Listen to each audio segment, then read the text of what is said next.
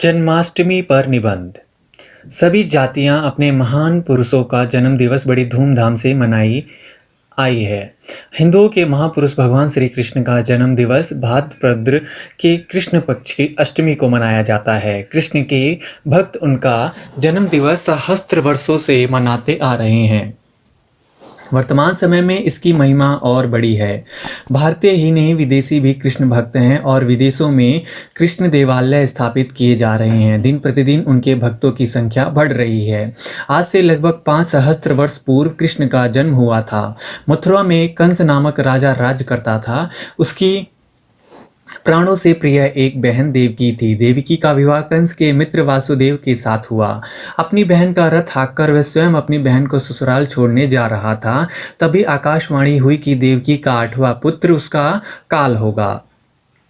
इतना सुनते ही उसने रथ को वापस मोड़ लिया तथा देवकी और वासुदेव को कारागार में डाल दिया। एक एक करके उसने देवकी के 7 संतानों की हत्या कर डाली। धरती को कंस जैसे पापी के पापों के भार से मुक्त कराने के लिए श्री कृष्ण का जन्म भाद्रपद की कृष्ण पक्ष की गहन अंधेरी रात में हुआ। कारागार के द्वार स्वतः खुल गए। वासुदेव ने मौके का फायदा उठाया और उसे अपने मित्र नंद के यहाँ छोड़ आए। कंस को किसी तरह उसके जीवित होने का संदेश मिल गया। उसने श्री कृष्ण को मारने के लिए अनेक असफल प्रयास किए और स्वयं काल का ग्रास बन गया। बाद में श्री कृष्ण ने अपने माता पिता को मुक्त कराया। जन्माष्टमी के दिन प्रातःकाल लोग अपने घरों को साफ करके मंदिरों में धूप और दिया जलाते हैं।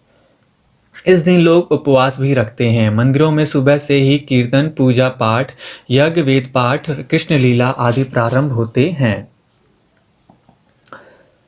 जो अर्धरात्रि तक चलते हैं। ठीक 12 बजे चंद्रमा के दर्शन के साथ ही मंदिर शंख और घड़ियाल की ध्वनि से गूंज उठता है। आरती के बाद लोगों में प्रसाद बांटा जाता है। लोग उस प्रसाद को खाकर अपना व्रत तोड़ते हैं और अपने घर आकर भोजन इत्यादि करते हैं।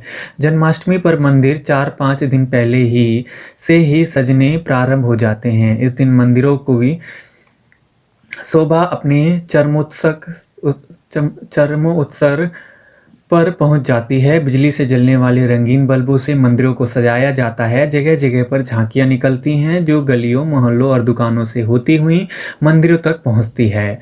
मंदिरों में देवकी, वासुदेव, कारागार, कृष्ण, हिडोला विशेष आकर्षण के केंद्र होते हैं। सभी भक्तगण हिडोले में रखी कृष्ण प्रतिमा को झुलाकर जगाते हैं। श्री कृष्ण के जन्म स्थान मथुरा और वृंदावन में मंदिरों की शोभा अद्भुत होती है।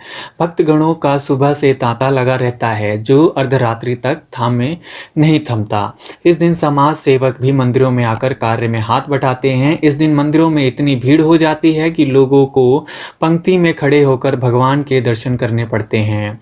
सुरक्षा की दृष्टि से मंदिर के बाहर पुलिस के कुछ जवान तैनात रहते हैं। श्री कृष्ण के व्यक्तित्व में उनके गुण थे जिनके कारण वह हिंदुओं के महानायक बने। उन्होंने गरीब मित्र सुदामा से मित्रता निभाई, दुराचारी शिशुपाल का वध किया, पांडुपुत्र युधिष्ठिर के रासु यज्ञ में आने वाले अतिथियों के पैर धोए और जूठे पत्तल उठाए। महाभारत के युद्ध में अपने स्वजनों को देखकर विमुख अर्जुन को आत्मा की अमरता का संदेश दिया जो हिंदुओं का धार्मिक ग्रंथ श्रीमद् भगवत गीता बना। यही ग्रंथ आज दार्शनिक परंपरा की आधारशिला है। उन्हीं श्री कृष्ण की प्रशंसा में भगवत पुराण, अनेक नाटक, लोकगीत लिखे गए हैं जो आज भी मंदिरों में गाए जाते हैं। श्री कृष्ण का चरित्र हमें लौकिक और आध्यात्मिक शिक्षा देता है। गीता ने उन्हें स्वयं कहा है कि व्यक्ति को मात्र कर्म करना चाहिए, फल की इच्छा नहीं रखनी चाहिए। कर्मेवाधिकारस्ते मा फलेषु कदाचन। निष्काम कर्म व्यक्ति को कर्मठ बनाता है। फल प्राप्ति की भावना से उठकर वह देवत्व को प्राप्त कर देवमय ही हो जाता है। धन्यवाद।